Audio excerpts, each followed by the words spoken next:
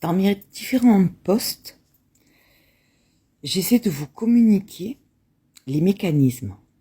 À partir du moment où vous comprenez un mécanisme, vous pouvez vous en extraire. À partir du moment où vous ne tournez plus en rond avec la tête baissée, les épaules voûtées et où vous subissez, que vous relevez la tête, que vous regardez sous un autre angle, que vous prenez de la hauteur, du coup, que vous vous remettez en mouvement, pour ceux qui étaient complètement bloqués, en sachant ce qui se passe concrètement, c'est-à-dire ce que fait l'autre ou ce que ne fait pas l'autre, ce qui vient de vous, ce qui vient de l'autre, en vous préparant à différentes éventualités, vous pouvez avoir l'action et non plus la réaction, je me répète. Donc pour ceux qui ont loupé, on ne réagit pas, on agit. On a le droit de réagir sur le coup pour mettre un stop, un holà, une limite, refuser, remettre les choses à leur place, recadrer. C'est vraiment mettre une limite. La réaction ne doit être utilisée que pour ça. Si nécessaire, donc ça ne doit pas être obligatoire. Parce que comme j'ai dit, le silence est une inaction d'action.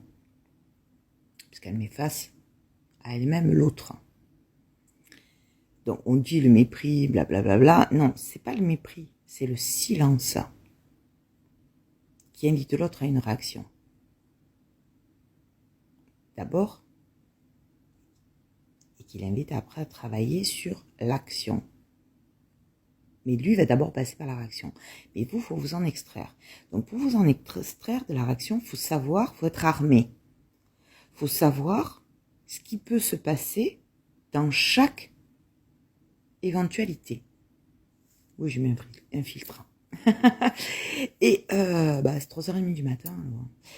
Et oui, je me lève.